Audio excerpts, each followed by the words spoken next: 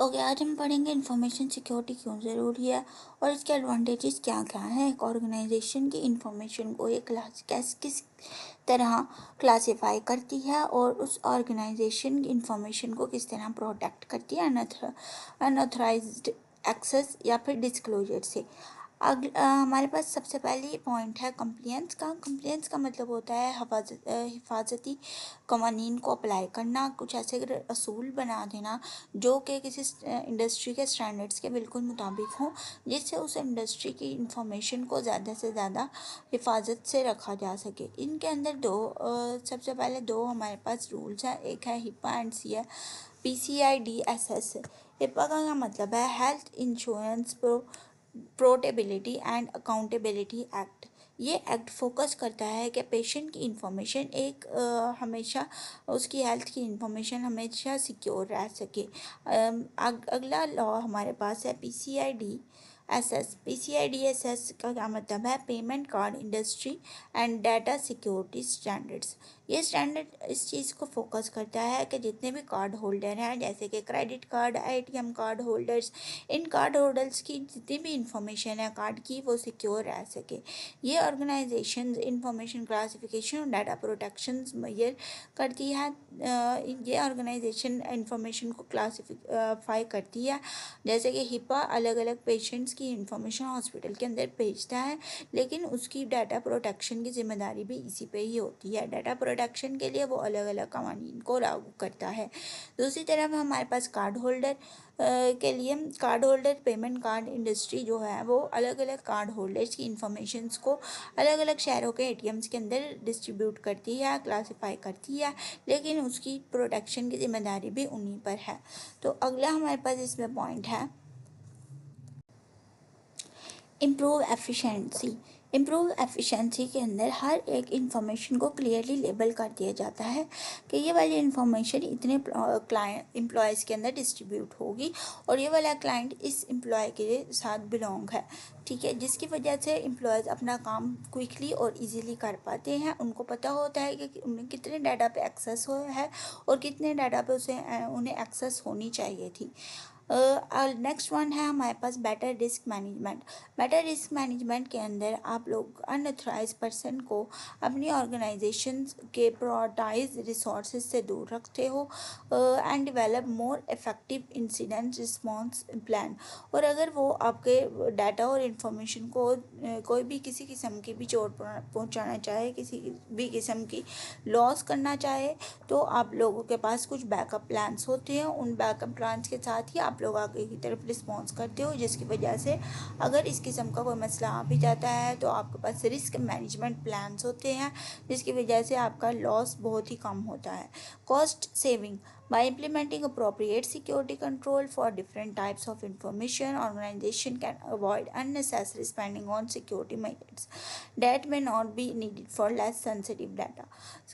ये cost saving इसलिए होता है क्योंकि इस किस्म की सिक्योरिटीज़ और रूल्स को इम्प्लीमेंट करने के बाद आपकी ऑर्गेनाइजेशन काफ़ी हद तक सिक्योर हो जाती है, जिसकी वजह से आप लोगों को अननेसेसरी गैर ज़रूरी तौर पर आपको सिक्योरिटी के ऊपर पैसे ज़ाया नहीं करने पड़ते और लेस डाटा के ऊपर भी सिक्योरिटी लगाने की ज़रूरत नहीं पड़ती। Improved incident respond. अगर कोई भी किसी भी किस्म का इंसिडेंट हो जाता है तो आपकी ऑर्गेनाइजेशन उससे कैसे टैकल करती है वो देखेंगे। By having a clear understanding of the critically of specific data, organization can respond to security incident in a more effective and efficient manner. आपका डाटा इतना सिक्योर और इतना ऑर्गेनाइज होता है कि आपको पता होता है कि कौन सा डाटा क्रिटिकल हो सकता है और कौन सा डाटा अनक्रिटिकल है, जिसकी वजह से आपकी ऑर्गेनाइजेशन जो है वो क्रिटिकल डाटा को काफ़ी ज़्यादा उसके ऊपर सिक्योरिटी इन्हांस कर देती है और अनक्रिटिकल डाटा को के ऊपर सिक्योरिटी इन्हांस नहीं करती, जिसकी वजह से किसी भी सिक्योरिटी इंसिडेंट के अंदर आप लोग इफेक्टिवली और एफिशिएंट मैनर से प्रोसेस कर सकते हैं। Next one is disadvantages of information classification system मतलब इंफॉर्मेशन सिक्योरिटी प्रोग्राम कि अगर आप लोग इंफॉर्मेशन पे सिक्योरिटी लगाते हैं तो आपको कौन कौन सी डिसएडवांटेजेस का सामना करना पड़ता है। सबसे पहले कॉम्प्लेक्सिटी। आप लार्ज ऑर्गेनाइजेशन के अंदर आपके पास बहुत सारे डाटा बहुत सारी टाइप्स का होता है। किस डाटा को कितना किस एम्प्लॉय को क्लासीफाई करना है, कितने क्लाइंट्स को किस एम्प्लॉयज़ को क्लासीफाई करना है देना है, वो काम काफ़ी ज़्यादा टाइम कंज्यूमिंग होता है और काफ़ी ज़्यादा कॉम्प्लेक्स भी होता है। तो ये हमारे पास फर्स्ट डिसएडवांटेज है। अगली डिसएडवांटेज है हमारे पास कॉस्ट की। कॉस्ट काफ़ी ज़्यादा कॉस्ट इनपुट हार्डवेयर और सॉफ्टवेयर के ऊपर काफ़ी ज़्यादा कॉस्ट हो सकती है। इसको इम्प्लीमेंट करने के लिए आपने एक एक्सेस लेवल देना है सारे एम्प्लॉयज़ को कि इन एम्प्लॉयज़ के पास इतने क्लाइंट्स का डाटा होगा, इन एम्प्लॉयज़ के पास इतने क्लाइंट्स का डाटा होगा, जो काफ़ी ज़्यादा कॉस्टली भी हो सकता है क्योंकि ये न्यू सॉफ्टवेयर रिक्वायर, ठीक है, क्योंकि इसके अंदर काफ़ी ज़्यादा नए सॉफ्टवेयर्स की ज़रूरत पड़ती है। Resistance to change. Some employees कभी कभार कुछ एम्प्लॉयज़ को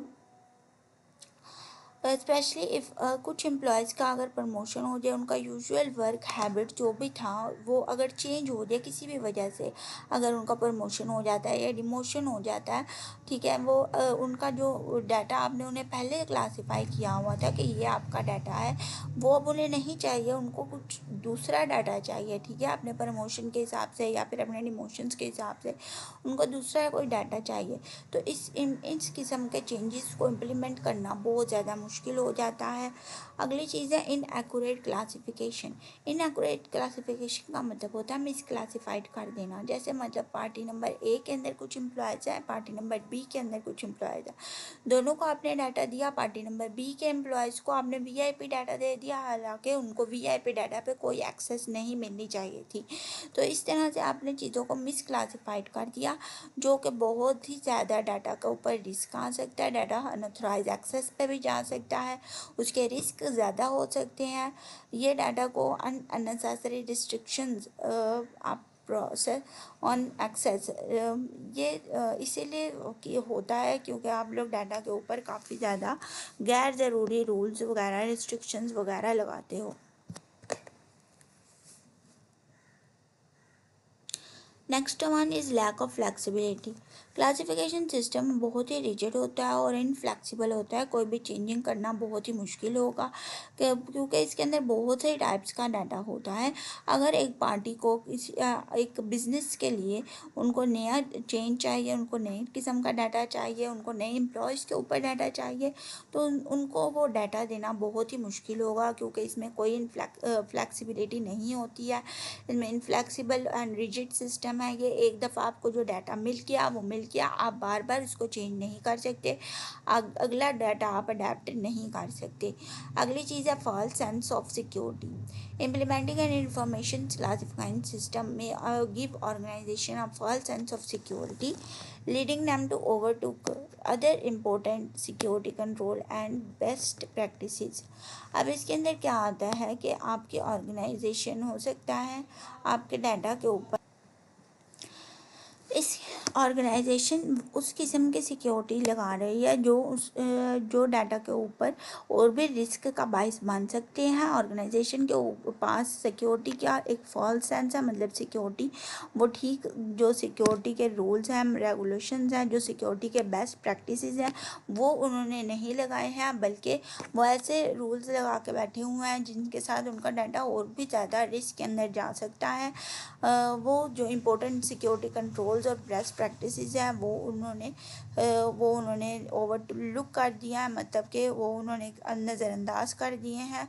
बल्कि वो फॉल्स सेंस ऑफ सिक्योरिटी, मतलब फॉल्स सेंस ऑफ सिक्योरिटी का क्या है कि वो गैर ज़रूरी सिक्योरिटी लगा के बैठे हुए हैं, जिसकी वजह से डाटा लॉस होने के खदशात बढ़ सकते हैं। मेंटेनेंस के अंदर क्या है कि information classification should be reviewed and updated frequently, if not it can become outdated and ineffective.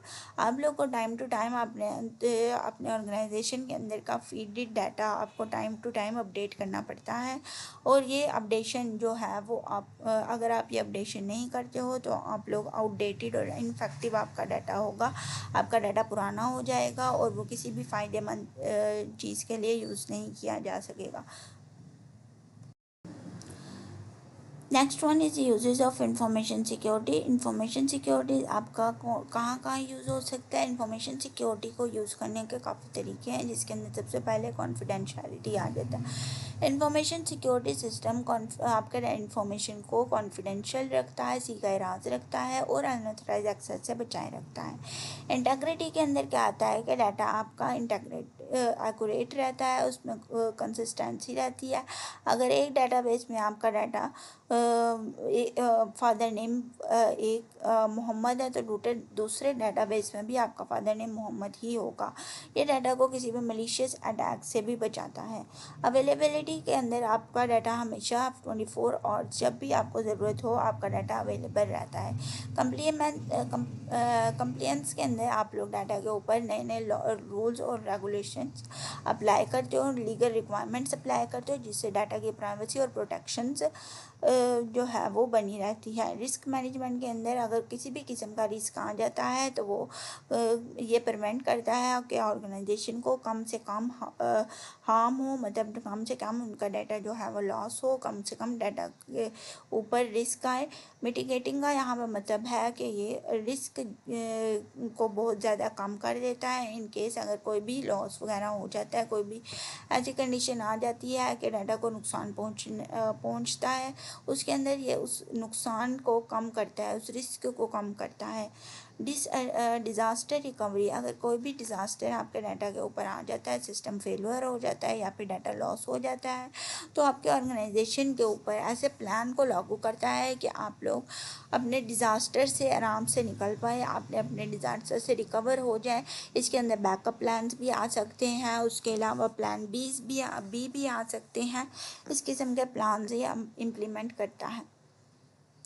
Authentication के अंदर ये यूज़र की एक्सेस को चेक करता है कि यूज़र जो सा डाटा मांग रहा है वो उसके काबिल भी है या नहीं है। कि अगर यूज़र वीआईपी के क्लाइंट्स का डाटा मांग रहा है तो क्या ऐसा यूज़र है कि उसे वीआईपी क्लाइंट्स का डाटा नहीं उसकी ज़रूरत है। तो ये सारी ऑथेंटिकेशंस भी यही करता है। इंक्रिप्शन मैं आप लोग को पहले भी बताया था कि इंक्रिप्शन के अंदर जो भी आपका सेंसिटिव डाटा होता है उसको साइफर कोड के अंदर इनकोड कर देता है, जिसकी वजह से आपका जो फॉर्मेट होता है वो सिक्योर रहता है। और हैकर अगर हैक करने की कोशिश भी करता है तो उसको एक ऐसा फॉर्मेट नज़र आता है जो कि अनरीडेबल होता है, जिसे हम साइफर टेक्स्ट कहते हैं। जैसे ही आपका मैसेज जो है वो सेंडर तक पहुंच जाता है, रिसीवर तक पहुंच जाता है, तो वो डिकोड हो जाता है, जिससे डिक्रिप्शन भी कहा जाता है। नेटवर्क सिक्योरिटी, अगर आप लोग नेटवर्क के साथ जुड़ते हैं, आपके ऑर्गेनाइजेशन कंप्यूटर नेटवर्क के साथ कनेक्ट होती है, तो वो ये किसी भी किस्म के अनऑथराइज एक्सेस को, थ्रेफ्ट को और अदर अटैक्स को प्रिवेंट करता है और आपके कंप्यूटर नेटवर्क को प्रोटेक्ट करता है।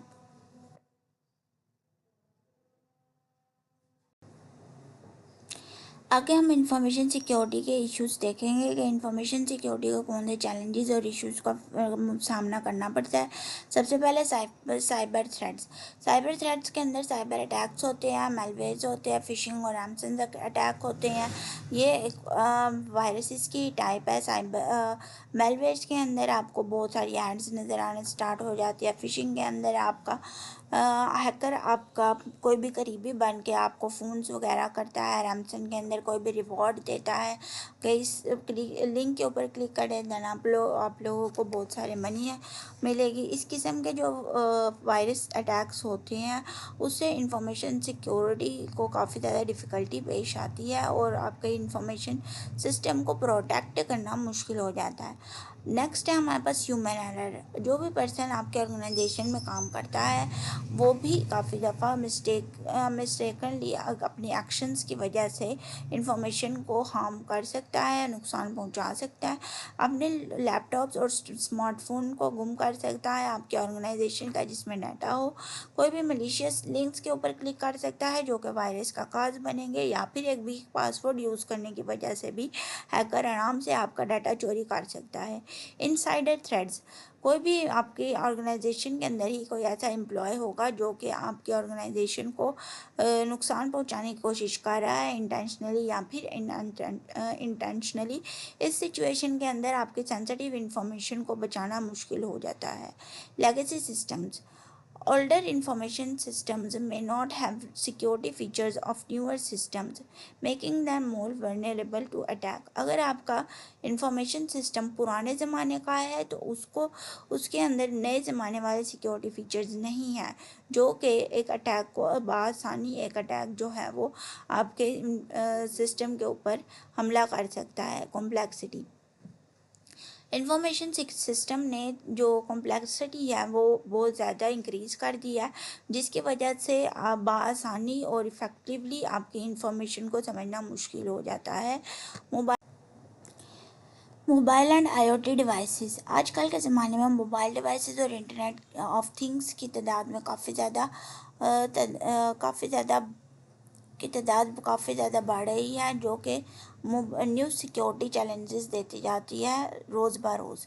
ये काफ़ी ज़्यादा आसानी से लॉस्ट और स्टोलन हो जाते हैं and may have week security control, और इनका सिक्योरिटी कंट्रोल भी काफ़ी ज़्यादा वीक हो सकता है। जैसे ही कोई मोबाइल वगैरह न्यूली मार्केट में लॉन्च होता है तो उसका सिक्योरिटी कंट्रोल वीक होता है, क्योंकि वो काफ़ी ज़्यादा वायरसेस से टैकल नहीं किया होता उसका ऑपरेटिंग सिस्टम, जिसकी वजह से वो शुरू के अंदर उसके अंदर आप लोग सॉफ्टवेयर अपडेट्स नहीं करेंगे तो शुरू में उसके अंदर इंफॉर्मेशन को बहुत ज़्यादा रिस्क हो सकता है। लेकिन आहिस्ता आहिस्ता इन चीज़ों पर भी काम किया जा रहा है, जिसकी वजह से अब सिक्योरिटी काफ़ी ज़्यादा स्ट्रॉन्ग हो गई है। मोबाइल डिवाइसेस या आईओटी डिवाइसेस पहले से ही मार्केट के अंदर काफ़ी ज़्यादा सॉफ्टवेयर इंस्टॉल, एंटीवायरस सॉफ्टवेयर अपने में इंस्टॉल किए हुए लॉन्च किए जाते हैं। इंटरनेट ऑफ थिंग्स डिवाइसेस ऐसे डिवाइसेस को कहा जाता है जो इंटरनेट के ऊपर बेस्ड होते हैं। इसके अंदर आपका माइक्रोवेव डिवाइस भी आ जाता है, जिसको आप मोबाइल के साथ अपनी मोबाइल ऐप के साथ कंट्रोल कर सकते हैं। इसके अंदर आपके घर की वॉशिंग मशीन आ सकती है, ऑटो वॉशिंग मशीन जिसे कहते हैं हम, जिसको आप कहीं भी बैठ के अपने मोबाइल डिवाइस के साथ आराम से कंट्रोल कर सकती है। ऐसी चीज़ें जो आपके जिसके अंदर इंटरनेट बेस्ड टेक्नोलॉजी हो उसे हम आईओटी डिवाइसेस बोलते हैं।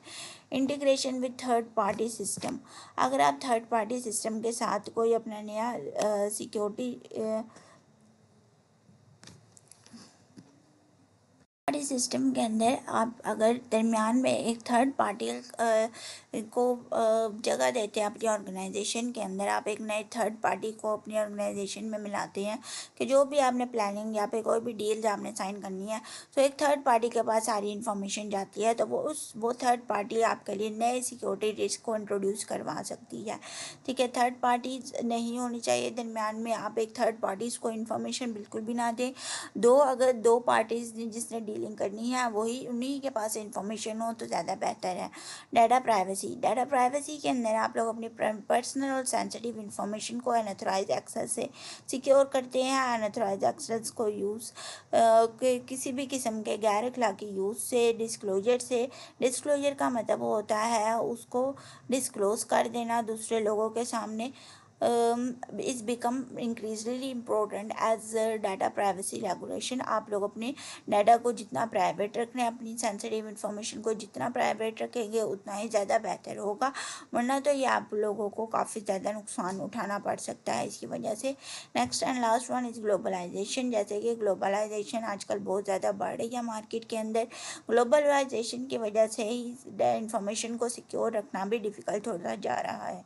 As data may be stored, processed and transmitted over multiple countries, जितनी ज़्यादा कंट्रीज़ के अंदर आपका डाटा इन्फॉर्मेशन जाती है वो उतनी ही ज़्यादा सिक्योरिटी रिस्क आपके लिए लेकर आती है, जिसकी वजह से आप लोगों को अथोराइज पर्सनस को ही अपना डाटा देना चाहिए और ज़्यादा से ज़्यादा अपना डाटा सिक्योर ही रखना चाहिए। अगर किसी कंट्री के अंदर आपका डाटा नहीं यूज़ होना या फिर आपका डाटा बगैर किसी सिक्योरिटी रिक्वायरमेंट के लिए के आप आगे प्रोवाइड कर रहे हैं तो ये काफ़ी ज़्यादा आपके ऑर्गेनाइजेशन के लिए रिस्क हो सकता है, आपके इंफॉर्मेशन के लिए रिस्क हो सकता है।